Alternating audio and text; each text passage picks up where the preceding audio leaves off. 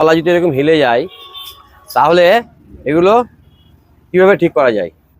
প্রথমে প্লাস দিয়ে এই নাটটা ঢিল দিতে হবে। দেখুন স্যাপ সমেত ব্লেডটা বেরিয়ে যাবে। বেরিয়ে গেল।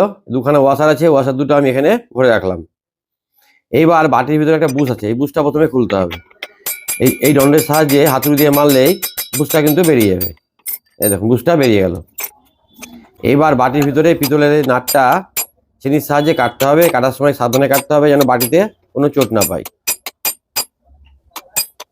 এইবার এই নাটটা কেটে নেওয়ার পর তলাটা কিন্তু খুলে যাবে। নাটটা বেরিয়ে চলে আসলো দেখুন।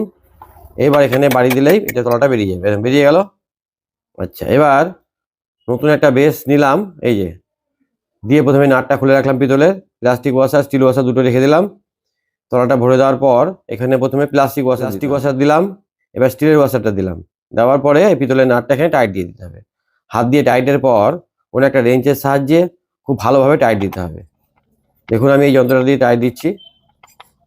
খুব ভালো করে টাইট দিতে হবে যেন ঢিল না থাকে। টাইট হয়ে গেলে এইখানে ওয়াশার ছিল, তেল দিলাম, স্যাপটা বুশের মধ্যে ভরে দিলাম। একদম ফ্রি আছে।